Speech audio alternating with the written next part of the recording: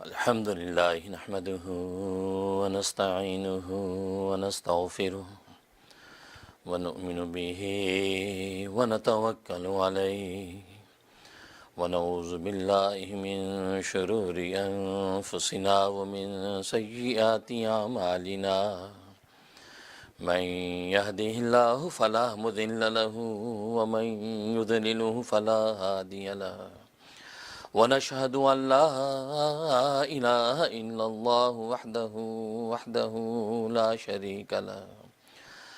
شريك له ولا نظير له ولا مثل له ولا مثال له ونشهد أن سيدنا وسندنا وشفينا وشفيع أمرنا وحبيبنا وحبيب ربنا ومولانا محمدا عبده ورسوله أرسله الله إلى كافة للناس بشيرا ونذيرا وداعيا إلى الله بإذنه وسراجا منيرا أما بعد فأعوذ بالله من الشيطان الرجيم بسم الله الرحمن الرحيم اهدنا الصراط المستقيم صراط الذين أنعمت عليهم غير المغضوب عليهم ولا الضالين آمین۔ بزرگان محترم، برادران عزیز اور میری اسلامی بہنیں، اللہ تبارک و تعالیٰ کا احسان ہے کہ آج ہمارے درس تفسیر قرآن کا تیسرا درس ہے۔ ظاہر ہے کہ قرآن کریم تمام علوم کا خزانہ ہے، اور اللہ تبارک و تعالی نے جو علوم و معارف اپنی اس کتاب میں بھر دیے ہیں اس کی کوئی نظیر نہیں ہے، بلکہ خود روایات میں آتا ہے کہ آسمانی جتنی بھی کتابیں اللہ تبارک و تعالی نے نازل کی ہیں ان تمام کی علوم و معارف اللہ تبارک و تعالی نے قرآن کریم میں بند کر دیے ہیں، اور قرآن کریم کے تمام علوم و معارف کو سورۃ بقرہ میں بند کر دیا ہے، اور سورۃ بقرہ کے تمام علوم و معارف سورۃ فاتحہ میں بند کر دیے ہیں، اور سورۃ فاتحہ کے تمام علوم و معارف کو بسم اللہ الرحمن الرحیم میں بند کر دیا ہے، اور بسم اللہ الرحمن الرحیم کے تمام علوم و معارف کو بسم اللہ کے اسم میں بند کر دیا ہے، اور اسم کے تمام علوم و معارف کو بسم اللہ کی با میں بند کر دیا ہے، اور با کے سارے علوم اللہ تبارک و تعالی نے با کے نقطے میں بند کر دیا ہے۔ العلم نقطۃ، علم ایک نقطے کا نام ہے۔ اور قرآن کریم میں اللہ تبارک و تعالیٰ کے ارشاد ہے کہ فیہا کتب قیمہ، کہ اس قرآن کریم میں تورات و انجیل، صحائف شیس، صحائف ابراہیم، جتنی بھی آسمانی کتابیں اور صحیفے نازل ہوئے ہیں سب کے علوم و معارف اللہ تبارک و تعالیٰ نے اس قرآن میں بند کر دی ہے۔ تو اس لیے قرآن عظیم الشان منبع ہدایت ہے۔ اس لیے عبداللہ بن مسعود رضی اللہ تعالیٰ فرماتے ہیں کہ اگر کوئی شخص چاہتا ہے کہ علم کی منازل کو طے کروں تو فرمایا کہ وہ قرآن کریم کے علم کو حاصل کرے، اس لیے کہ قرآن کریم کے ایک ایک نقطے کے اندر اور ایک ایک حرکت و سکون کے اندر وہ علوم و معارف ہیں کہ جس کی کوئی نظیر نہیں ہے۔ اس لیے ناظرین و حاضرین، ہم نے قرآن کریم کی تفسیر کا یہ درس شروع کیا، اس میں ہم نے کوشش کی کہ اس کی ایک ایک نقطے پر گفتگو کریں، اس کے حقائق و معارف بیان کریں، اس کے لطائف و معارف یہ آپ کے سامنے آئیں، پتہ چلے کہ قرآن کریم میں اللہ تبارک و تعالی نے کس انداز سے علوم بند کیے ہوئے ہیں۔ اگرچہ نیرا ترجمہ اور تفسیر بھی کی جا سکتی ہے، لیکن ایک ہماری چاہت تھی کہ جب قرآن کریم تمام علوم کا منبع ہے تو پتہ تو چلے کہ اس قرآن کریم کے اندر کیا علوم و معارف بند ہیں، بسم اللہ کی با میں کیا علوم بند ہیں، بسم اللہ الرحمن الرحیم کے اندر کیا علوم و معارف بند ہیں۔ اور آپ جانتے ہیں کہ ہم اہدنا الصراط المستقیم پر پہنچ چکے ہیں، اور اہدنا الصراط المستقیم پر آج گفتگو کریں گے۔ ظاہر ہے کہ اس کے اندر ہدایت مانگی گئی ہے، اور ہدایت وہ عظیم الشان نعمت ہے کہ اللہ تبارک و تعالی نے آسمان و زمین کے وجود و بقا کو ہدایت کے ساتھ جوڑا ہے۔ جب تک اس کائنات کے اندر ہدایت باقی رہے گی اس وقت یہ کائنات کا وجود باقی رہے گا، اور جس لمحے اور جس گھڑی اس کائنات سے ہدایت اٹھ گئی تو اس کائنات کو فنا کر دیا جائے گا۔ اس لیے حدیث میں آتا ہے لا تقوم الساعة حتى يقال في الارض اللہ اللہ، اس روئے زمین پر اس وقت تک قیامت قائم نہیں ہوگی جب تک کہ ایک بھی شخص اللہ اللہ کہنے والا باقی رہے گا۔ گویا کہ اس کی بھی نماز کا ذکر نہیں ہے، اس کے روزے کا ذکر نہیں ہے، اس کے زکوٰۃ کا ذکر نہیں ہے، اس کی حج عمرے کا ذکر نہیں ہے، صرف ایک زبان سے اللہ اللہ اللہ کے ورد کا ذکر ہے۔ تو معلوم ہے کہ اللہ کے نام میں اتنی طاقت اور تاب ہوگی کہ صرف اللہ کا نام اس آسمان و زمین کو تھامے رکھے گا۔ لیکن جب ایک شخص اللہ اللہ کہنے والا بھی باقی نہیں رہے گا تو فرمایا کہ پھر اس کی قیامت برپا کر دی جائے گی، آسمان و زمین کو فنا کر دیا جائے گا۔ اور یہ ہدایت کو اللہ تبارک و تعالی نے نبوت کے ساتھ جوڑا ہے، نبوت کے ذریعے سے اللہ تبارک و تعالی ہدایت کا راستہ کھولتے ہیں۔ چنانچہ انبیاء اکرام علیہم الصلاۃ والسلام کو بھیج کر اللہ تبارک و تعالی ہدایت دنیا تک پہنچاتے ہیں۔ اور یہی وجہ ہے کہ سب سے پہلا انسان جب زمین پر اتارا گیا تو اس کو نبی بنا کر اتارا۔ مقصد یہ تھا کہ انسانیت کا کوئی ایک فرد بھی ایسا نہ ہو کہ جو زمین پر اترے اور بغیر ہدایت کے اترے، یہ اللہ تبارک و تعالیٰ کو گوارا نہیں تھا، اس لیے آدم کو نبی بنا کر اتارا۔ حالانکہ آدم سے پہلے کوئی مخلوق یہاں بستی نہیں تھی کہ جس کی ہدایت کے لیے بھیجا گیا ہو، کیونکہ آپ جانتے ہیں کہ اللہ کی فطری قانون تو یہی ہے کہ آپ پہلے سے جو گمراہ لوگ ہیں، پہلے سے جو ظالمین، ان کی ہدایت کے لیے نبیوں کو مبعوث کرتا ہے۔ لیکن آدم کو تو ایک چٹیل میدان کے اندر مبعوث کر دیا، اس سے پہلے کوئی امت نہیں تھی، کوئی انسانیت نہیں تھی۔ کیوں؟ اس لیے کہ اللہ تبارک و تعالیٰ انسانیت کے ایک فرد کو بھی ہدایت سے محروم نہیں رکھنا چاہتا تھا، اس لیے آدم علیہ الصلوۃ والسلام کو نبوت دے کر بھیجا تاکہ وہ نبی بن کر اترے تو ہدایت ساتھ لے کر اترے۔ اس سے آپ اندازہ لگائیں کہ ہدایت کی اللہ تبارک و تعالیٰ کی کتنی قدر و قیمت ہے۔ اس سے تو قرآن کریم کی صورت میں بندے نے کیا مانگا؟ اہدنا الصراط المستقیم، اے اللہ ہمیں صراط مستقیم کی ہدایت عطا فرما، ہدایت مانگی۔ اور یہاں کا اہدنا، ہمیں ہدایت عطا فرما، جمع کا صیغہ فرمایا، مفرد نہیں فرمایا کہ اہدنی، مجھے ہدایت عطا فرما۔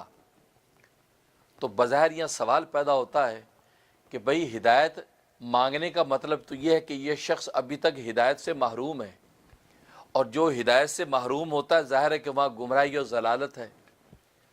تو یہ عنوان انسان اپنی ذات کے لیے تو اختیار کر سکتا ہے کہ اہدینی، کہ مجھے ہدایت عطا فرما، میں گمراہ ہوں، میں گناہ گار ہوں، مجھے سیدھا راستہ دکھا دیں، لیکن دوسروں کی طرف گمراہی کی نسبت کرنا تو اس کا حق نہیں بنتا، کیونکہ اہدینا میں تو یہ کہہ رہا ہے کہ ہم سب کو ہدایت عطا فرما، تو گویا کہ وہ یہ کہنا چاہتا ہے کہ کسی کے پاس بھی ہدایت نہیں ہے، سارے گمراہی کے راستے پر ہیں۔ تو یہ ایک برا عنوان کسی دوسرے کے بارے میں کہنے کا تو اس کو حق نہیں پہنچتا۔ ہاں اپنے بارے میں کہہ جی اللہ مجھے ہدایت دے کیونکہ میں گناہ گار ہوں۔ تو یہاں اہدینا جمع کا صیغہ کیوں استعمال فرمایا؟ یہ سوال آپ کو سمجھ میں آ گیا؟ آپ بیدار رہیں گے انشاءاللہ باتیں سمجھ میں آئیں گی۔ اس کا ایک جواب یہ ہے کہ اصل میں یہ دعا ہے، اہدنا الصراط المستقیم، ہمیں صراط مستقیم کی ہدایت عطا فرما، یہ دعا ہے۔ اور دعا جتنی اجتماعی ہوتی ہے اتنی زیادہ قبولیت کا یقین ہوتا ہے۔ مانگنے والا ایک نہیں، دو نہیں، تین نہیں، پورا عالم ہو تو اللہ تبارک و تعالیٰ کی نزول رحمت جلدی ہوتی ہے اور دعا جلدی قبول ہوتی ہے۔ اس لیے آپ دیکھتے ہیں کہ اجتماعی دعا کے اندر لوگ شرکت کی خواہش کرتے ہیں۔ کیوں؟ اس لیے کہ اجتماعی دعا میں پتہ نہیں کون سا اللہ کا بندہ ایسا مستجاب الدعوات بیٹھا ہے کہ اس کی برکت سے سارے مجمع کی دعا قبول ہو جائے۔ اس لیے یہاں جمع کا صیغہ استعمال فرمایا کہ مطلب یہ تھا کہ چاہتا یہ کہ یہ دعا یقینی قبول ہو جائے، بھلے دوسرے شخص ہدایت پر ہیں یا نہیں، تو میں تو بہرحال ہوں، تو اللہ تبارک و تعالیٰ کم از کم میری دعا تو قبول کر لے۔ اس لیے جمع کا صیغہ استعمال کیا تاکہ اجتماعیت کی وجہ سے دعا میں قبولیت یقینی بن جائے۔ اور دوسرا جواب یہ کہ اصل میں بات یہ ہے کہ دنیا کو اللہ تبارک و تعالیٰ نے ایسا بنایا ہے کہ ہر ایک کے مفادات دوسرے کے ساتھ مشترک ہیں، ہر ایک رشتہ دوسرے کے ساتھ جڑا ہوا ہے، یہ ہر ایک کی زندگی ایک دوسرے سے جڑی ہوئی ہے۔ باپ بیٹے کا محتاج، بیٹا باپ کا محتاج، استاد شاگرد کا محتاج، شاگرد استاد کا محتاج، آپ بھائی بھائی کا محتاج، اور خرید و فروخت کے معاملات ہیں، معاشرت ہے، اخلاق کے ابواب ہیں، تو یہ اجتماعی زندگی جب مدنی الطبع زندگی جب تک نہیں ہوتی تو دنیا کا نظام چلتا نہیں ہے۔ تو چونکہ یہ سب ایک دوسرے کے ساتھ سب کے مفادات جڑے ہوئے ہیں، اور اس میں یہ کہ سب جب تک ہدایت پر نہ ہوں تو اس دعا کا فائدہ ظاہر نہیں ہوتا۔ اگر ایک آدمی نیک راستے پر ہے، باقی سارا معاشرہ بد راستے پر ہے، تو اس دعا کا تو کوئی فائدہ نہیں، اس بیچارے کے ایک کے نیک ہونے کا کوئی نفع نہیں۔ ہاں، سارے جب نیک راستے پر ہوں گے، اب مفادات جب ایک دوسرے سے مشترک، اب جب زندگی جب چلے گی تو دیانتداری سے جب چلے گی تو ایک دوسرے کو ایک دوسرے کی صلاحیت سے نفع پہنچے گا۔ لیکن اگر معاشرے میں ایک آدمی تو راہ راستہ پر ہے اور باقی سارا معاشرہ بگڑا ہوا ہے، تو آپ بتائیں کہ اس ایک آدمی کے راہ راست پہ رہنے کا فائدہ کیا ہے؟ اس لیے وہ یہ کہتا ہے کہ اللہ میں صرف ایک نہیں، سارے معاشرے کے بگاڑ کو درست کر دے، اس لیے کہ ہماری آپس میں محبتیں، آپس میں مفادات، آپس میں انسان کی زندگی کے شب و روز ایک دوسرے سے چونکہ جڑے ہوئے ہیں، لہذا میں اکیلا اگر ہدایت پہ آ گیا تو کیا فائدہ، سارے ہدایت پہ آئیں گے تو اب زندگی چلے گی۔ اگر دکاندار بھی دیانتدار، گاہک بھی دیانتدار، استاد بھی دیانتدار، شاگرد بھی دیانتدار، ماں باپ بھی دیانتدار، اولاد بھی دیانتدار، اب یہ سارے رشتے دیانتداری کے ساتھ چلیں گے، اب زندگی کا لطف آئے گا۔ اگر ایک آدمی دیانتداری پہ دوسرا مکاری کرتا ہے تو اس کا کوئی نفع نہیں ہوگا۔ اس پر مجھے ایک حکایت یاد آئی کہ دو بھائی تھے، ان کو میراث کے اندر گائے ملی، باپ فوت ہو گیا، میراث میں ایک گائے ملی، ایک بڑا بھائی ایک چھوٹا بھائی۔ اب وہ کہنے لگے یار گائے ایک ہے، اب ہم آپس میں تقسیم کیسے کریں؟ اگر بیچ میں سے کاٹ کے دو حصے کرتے ہیں تو نہ تیرے کام کی نہ میرے کام کی، تو مر جائے گی، تو کریں کیا؟ تو بڑے بھائی نے کہا کہ یار ایسا کرتے ہیں، تو یوں کرو کہ آگے کا جو حصہ ہے آدھے کا دھڑ تو تیرے نام، اس لیے اس میں آنکھیں ہیں، اس میں ہونٹ ہیں، اس میں منہ ہے، اس کے کان ہیں، سارا اچھا حصہ آگے کا تیرے نام۔ جو پیچھے کا حصہ جا کے گوبر ہے، پیشاب ہے، سارے متعفنات ہیں، وہ میرے نام۔ یوں تقسیم کر لیتے ہیں۔ تو چھوٹے بھائی نے سوچا کہ یار بڑا بھائی کتنا مہربان ہے، دیکھو اچھا حصہ مجھے دے رہا ہے اور گندا جو متعفن بدبو والا حصہ خود لے رہا ہے۔ انہوں نے کہا جی ٹھیک ہے بھائی جان، بس صحیح ہے، تقسیم ہو گئی۔ اب جناب سویرے صبح ہوئی تو بڑے بھائی نے کہا بھائی وہ اپنے حصے کی فکر کرو ذرا، اس لیے کہ سویرا ہو گیا ہے۔ ہاں اب اس نے چارہ دیا، اس کو دانہ دیا، ظاہر ہے کہ اگلے حصے کو تو اس نے سنبھالنا ہے، اس کی مالش کر رہا ہے، اس کے سر کو سہلا رہا ہے، اس کو نہلا دھلا رہا ہے۔ اب جب شام ہوئی تو پیچھے کے حصے میں دودھ تھا تو بڑے بھائی نے دودھ نکالنا شروع کر دیا، اب دودھ کی بالٹی بھری اور چل دیا۔ ایک دن گزرے، 2 دن گزرے، 3 دن گزرے، چھوٹے بھائی نے سوچا یار یہ کیا ہوا؟ اب مجھے سمجھ میں آیا کہ یار میرے ساتھ تو مکاری ہو گئی، کہ مجھے جو اچھا دکھایا تھا وہ تو کسی کام کا نہیں ہے، وہ تو صبح شام کا خرچہ ہے، اور جو اس نے مجھے برا دکھایا تھا اپنا، وہ تو بڑا کام کا ہے، اگر گوبر ہے تو وہاں اللہ نے دودھ بھی رکھا ہے۔ اب یہ بڑا پریشان، کہنے لگا یار یہ اس کا حل کیا ہے؟ بھائی سے اس نے کہا کہ بھائی یہ تو کوئی انصاف کی بات نہیں ہے، میں اس کو کھلاتا پلاتا ہوں اور آپ دودھ چو لیتے ہیں اس کا۔ کہا کہ دیکھو بھائی شروع میں معاہدہ ہو گیا، ایگریمنٹ ہو چکا ہے، اب یہ معاہدے کے خلاف کرنا تو اب یہ دیکھو زیادتی ہے۔ اب وہ بھلا منسوب ہو گیا۔ اب شہر میں کسی دوست سے مشورہ کیا کہ یار میرے ساتھ یہ ہو رہی ہے۔ اب آپ کو تو چکو دیہاتوں کے اندر ایک آدمی ہوتا ہے جو سارے دیہات کو مشورے دیتا ہوتا ہے، وہ پورے شہر کا مشیر ہوتا ہے، ہر بندہ اس سے مشورے کرتا ہے۔ اب اس سے مشورہ کیا کہ یار میں کیا کروں؟ اس نے کہا بڑا آسان طریقہ ہے، تم ایسے کرو، آئندہ جب وہ دودھ جو ہے وہ دھونے لگے تو تم چھڑی لے کے گائے کے منہ پہ مارنا۔ اب وہ تیرا بھائی جب اعتراض کرے تو کہنا بھائی میں اپنے حصے پہ مار رہا ہوں، میری مرضی، میں جتنا ماروں، تمہیں کیا ہے؟ اب جب تم منہ پہ مارے گا تو وہ ٹانگ مارے گی تو اسے دودھ نہیں دے گی۔ اور آپ جانتا ہے کہ گائے بھینس آپ جو رکھنے والے جانتے ہیں کہ جب تک اس کو اچھا سہلائیں نہیں، اس کو سکون نہ ملے تو وہ دودھ نہیں دیتی، وہ تو ڈنگا چھڑا لیتی ہے۔ اب اسے یہی کیا کہ اگلے دن جیسے دودھ کا وقت آیا تو اسے چھڑی لے کے اس کے گائے کے منہ پہ مارنا شروع کی۔ اب جب مارنا شروع کی، گائے نے ٹانگیں ماری، اس کا ڈھنگا بھی چھڑوایا اور بالٹی بھی ہو گئی۔ اور بھائی نے کہا کیا کر رہے ہو یار؟ کہتا نہیں میں اپنے حصے پہ کر رہا ہوں جو کر رہا ہوں، آپ اپنے حصے پہ کریں جو کرنا ہے، میں آپ کو تو نہیں ڈسٹرب کر رہا۔ تو بھائی کو بات سمجھ میں آ گئی۔ بڑے بھائی نے کہا بھائی معاف کرو، تو یار آج سے کے بعد مل جل کے کرتے ہیں، آدھا دودھ تمہارا آدھا ہمارا۔ اب دیکھو جب تک ایک رائے راست پر ہے دوسرا رائے راست پہ نہیں ہے تو زندگی کی گاڑی چل نہیں رہی۔ اس لیے فرمایا کہ اہدنا الصراط المستقیم، اے اللہ ہم سب کو ہدایت دے، تاکہ زندگی کی گاڑی تو ایک دوسرے سے جڑی ہوئی ہے، اگر سارے ہدایت پہ نہیں ہوں گے تو پھر ایک کی ہدایت کا کوئی فائدہ نہیں ہے۔ دعا اگر میرے حق میں قبول بھی ہوگی تو نفع کیا ہے؟ اس لیے جمع کا صیغہ استعمال فرمایا کہ اہدنا الصراط المستقیم۔ اور تیسرا جواب یہ کہ اس کے اندر یہ بتلایا کہ نفسہ نفسی اور خود غرضی اچھی چیز نہیں ہے، کہ ہدایت جیسی دولت آپ اللہ سے سمیٹے اور دوسروں کے لیے نہ مانگیں تو یہ خود غرضی کی بات ہے۔ لہٰذا یہ عظیم الشان دولت جب اللہ سے مانگے تو کہے اہدنا الصراط المستقیم، اے اللہ ہم سب کو یہ ہدایت عطا فرما۔ مطلب یہ ہدایت کی دولت نہ صرف مجھے بلکہ میرے بھائی بندوں کو بھی دے، معاشرے کو دے، ساری انسانیت کے ہر فرد کو اے اللہ ہدایت کی دولت کو بانٹ۔ یہ ہے کمال مومن کا کہ وہ صرف اپنی ذات تک نہیں بلکہ دوسروں کی بھی فکر کرتا ہے، دوسروں کی بھی فکر کرتا ہے کہ تاکہ دوسروں تک بھی ہدایت کی دولت پہنچے۔ اس لیے جمع کا صیغہ استعمال فرمایا کہ اہدنا الصراط المستقیم، ہمیں صراط مستقیم کی ہدایت عطا فرما۔ اس کے بعد فرمایا کہ صراط المستقیم، صراط کا لفظ استعمال فرمایا، ہمیں صراط کا معنی راستہ، اور عربی میں اس کے لیے دوسرا ایک لفظ استعمال ہوتا ہے طریق، اور آپ جانتے ہیں کہ طریق بڑا عام لفظ ہے، بڑا سلیس اور سادہ لفظ ہے طریق۔ اور اس کے بعد مستقیم کا لفظ استعمال مستقیم کا معنی سیدھا، لیکن سیدھے رستے کے لیے عربی میں دوسرا ایک بڑا عام لفظ استعمال ہوتا ہے سوی، الطریق السوی۔ تو یہ ایک عام لفظ تھا، قرآن کریم اگر اس کو استعمال کرتا تو بہت ایزیلی سمجھ میں آتا ہے اہدنا الطریق المستوی، کہ سیدھے راستے کی ہمیں ہدایت عطا فرما۔ لیکن اللہ تبارک و تعالی نے طریق کی جگہ پر صراط کا بھی استعمال فرمایا اور سوی کی جگہ پر مستقیم کا لفظ استعمال فرمایا، اس میں کیا راز ہے؟ اللہ اکبر، سبحان اللہ، اللہ تبارک و تعالی کے کلام کے راز عجیب ہیں۔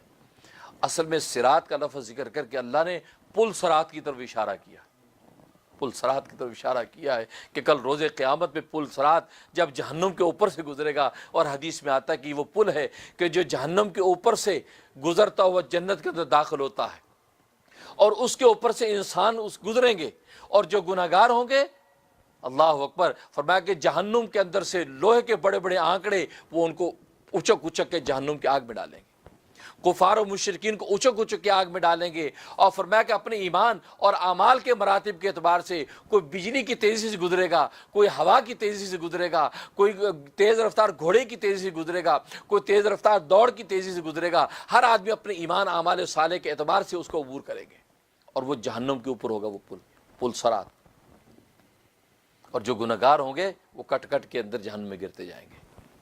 تو اللہ تبارک و تعالی نے صراط کا لفظ ذکر کر کے اشارہ اس بات کی طرف کر دیا کہ دنیا کے اندر جب تم ہدایت کے راستے پہ چلو گے، شریعت حقہ کے راستے پہ چلو گے، تو وہ جو راستہ ہے آخرت کا وہ چلنا تو اور گزرنا تمہارے لیے آسان ہو جائے گا۔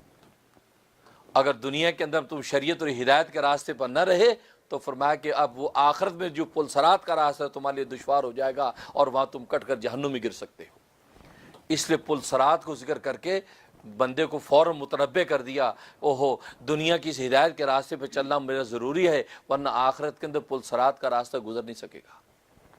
اس لیے صراط کا لفظ ذکر فرمایا۔ اور حدیث میں آتا ہے کہ جب پل صراط سے لوگ گزریں گے، انبیاء بھی جب گزریں گے تو اللہم سلم سلم، اللہم سلم سلم کی آوازیں آئیں گی، ملائکہ پکاریں گے اللہم سلم سلم، اے اللہ سلامتی سے گزار دے ان کو، اے اللہ سلامتی سے گزار دے۔ اس لیے سنت ہے کہ جب برج آپ عبور کریں تو برج پر جیسی آپ کی گاڑی چڑھے یا آپ چڑھیں تو آپ یہ دعا پڑھیں اللہم سلم سلم، اللہم سلم سلم، اللہم سلم سلم کا ورد رکھیں۔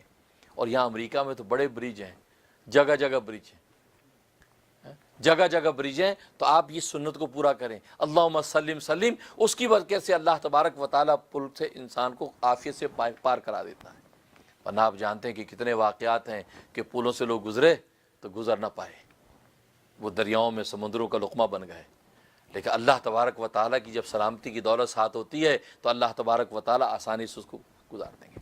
تو پل صراط پر اللہم سلم سلم کے نعرے لگیں گے، اور امت محمدیہ کو اللہ تبارک و تعالی نے بڑا بلند مقام عطا کیا ہے۔ روایات میں آتا ہے کہ جب حضرت جبرائیل علیہ الصلوۃ والسلام سدرۃ المنتہا تک پہنچے ہیں اور سرکار دو عالم صلی اللہ علیہ وسلم سے عرض کیا کہ اے اللہ کے حبیب، اس سے آگے میں نہیں جا سکتا، اس سے آگے میں نہیں جا سکتا، اس سے آگے آپ اکیلے جائیے۔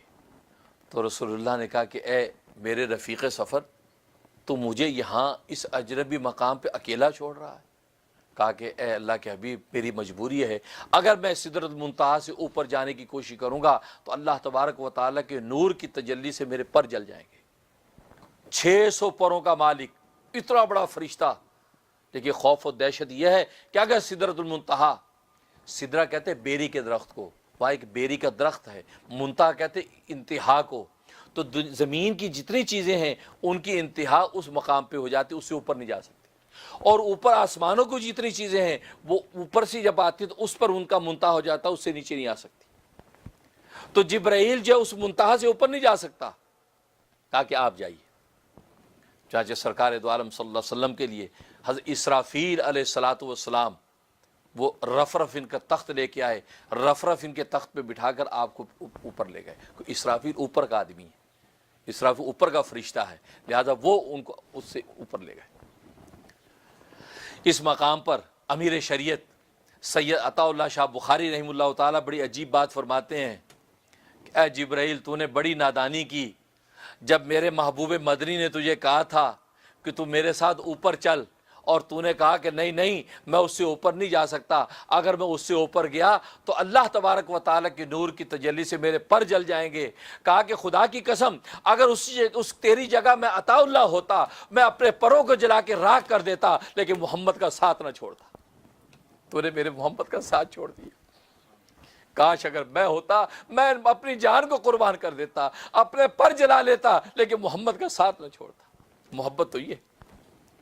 اور دوسری بات کیا فرمائی؟ فرمایا کہ جبریل تو نے بڑی نادانی کی۔ یہاں بادشاہوں کا اصول یہ ہے کہ اگر ایک بادشاہ دوسرے بادشاہ کے دربار میں داخل ہوتا ہے اور غلام کو اور سواری کو لے کر دربار میں داخل ہو تو اس بادشاہ کی معیت کی وجہ سے وہ وقت کا بادشاہ اس غلام اور سواری کی بھی عزت کرتا ہے، اس کو بھی عزت کی جگہ بٹھاتا ہے، اس کو دھتکارتا نہیں۔ تو اگر میرے محبوب کے ساتھ اگر چلا بھی جاتا، میرے محبوب کی صحبت اور معیت کی برکت سے اللہ تبارک و تعالیٰ تیرے پر بھی نہ جلاتے، اور تو منتہا کے بعد کے وہ مقامات دیکھ لیتا جو زندگی میں اب کبھی نہیں دیکھ سکے گا۔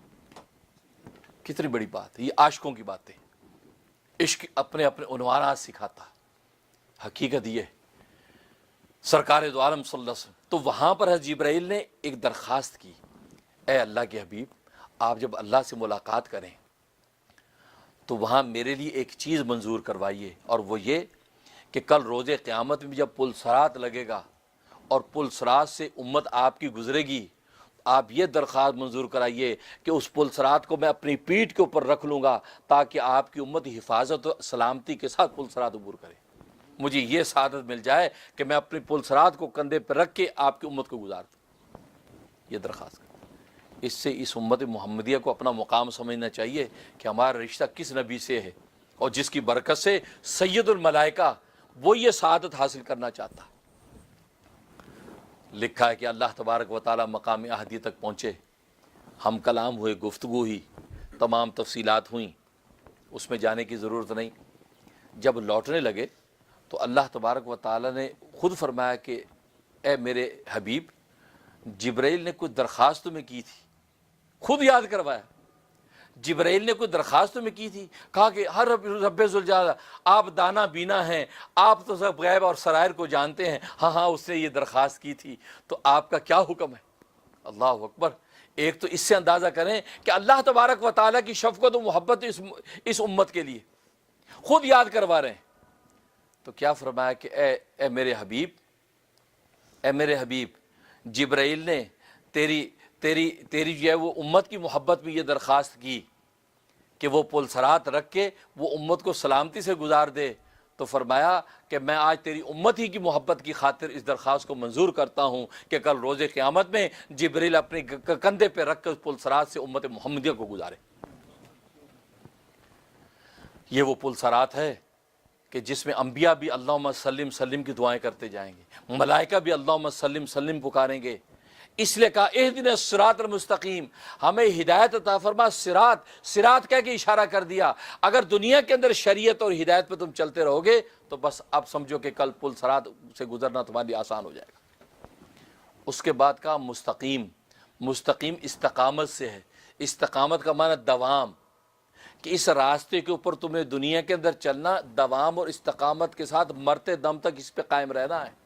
یہ نہیں کہ کچھ دن ہدایت کے گزار لیے پھر گمراہ ہو گئے، کچھ دن شریعت کی مان لی اس کے بعد پھر طبیعت پہ چلنے لگے۔ نہیں، شریعت کی جب مانی ہے تو مرتے دم تک شریعت کی ماننی، اپنی طبیعت کو اس پہ غالب نہیں آنے دینا۔ طبیعت چاہتی تھی کہ پانی پی لیں روزے میں، شریعت نے کہا کہ نہیں پینا۔ طبیعت چاہتی تھی کھانا کھا لیں روزے میں، شریعت نے کہا نہیں کھانا۔ تو کیا نتیجہ نکلا کہ اللہ تبارک و تعالی نے جب اس بندے کی شریعت پر اتباع کو دیکھا تو اللہ تبارک و تعالی نے کہا کہ تیرا انعام میں خود ہوں، میں تجھے مل جاؤں گا۔ تو استقامت، اس لیے قرآن کریم میں فرمایا فَاعْبُدْ رَبَّكَ حَتَّىٰ يَأْتِيَكَ الْيَقِينُ، کہ تو اپنے رب کی عبادت کرتا رہے یہاں تک کہ تجھے یقین آ جائے، یعنی یہاں تک کہ تجھے موت آ جائے۔ یقین مفسر فرماتے اس مراد موت ہے، کہ دنیا میں یقینی اگر کوئی چیز ہے تو وہ موت ہے، اس کے علاوہ کوئی چیز یقینی نہیں ہے۔ حیات یقینی نہیں ہے، حیات تو وہم آج ہے کل نہیں، پتہ نہیں کب تک ہے، لیکن موت یقینی، ہر زندہ کو مرنا ہے۔ کل نفس ذائقۃ الموت، اس لیے فرمایا کہ موت چونکہ یقینی ہے، فرمایا مرتے دم تک کا وظیفہ ہے، مرتے دم تک تو اللہ تبارک و تعالیٰ کی عبادت کرتا رہے اور کسی وقت بھی تخلف نہیں آنا چاہیے عبادت۔ تو یہ دوام اور استقامت جب رہے گی، اس دوام اور استقامت کے نتیجے میں اب فرمایا کہ اب تیرے لیے آخرت کے اندر پل صراط کا راستہ آسان ہوگا۔ اس لیے فرمایا اہدنا الصراط المستقیم، کہ ہمیں ہدایت عطا فرما صراط مستقیم کی، کہ ہم جو سیدھے راستے پر چلتے رہیں۔ اس لیے استقامت، اس لیے مثل مشہور ہے الاستقامت فوق الکرامہ، کہ استقامت کرامت سے بھی اوپر کی چیز ہے۔ اولیاء اللہ کو اللہ تبارک و تعالیٰ کرامتیں عطا فرماتے ہیں۔ خرق عادت چیزیں ان کے ہاتھ پہ ظاہر ہوتی ہیں، اگر خرق عادت چیز نبی کے ہاتھ پر ظاہر ہو اس کو معجزہ کہتے ہیں، اور اگر خرق عادت چیز ولی کے ہاتھ پر ظاہر ہو تو اس کو کرامت کہتے ہیں۔ تو فرمایا کہ استقامت ایسی کرامت ہے کہ اس کے نظیر کی کوئی کرامت بھی نہیں، کیونکہ ایک آدمی پوری زندگی اللہ تبارک و تعالیٰ کی شریعت کی اتباع کرتے ہوئے سرکار دو عالم صلی اللہ علیہ وسلم کی سنتوں پر چلتے ہوئے گزار دے، فرمایا اس سے بڑی کرامت اور کوئی نہیں ہو سکتی۔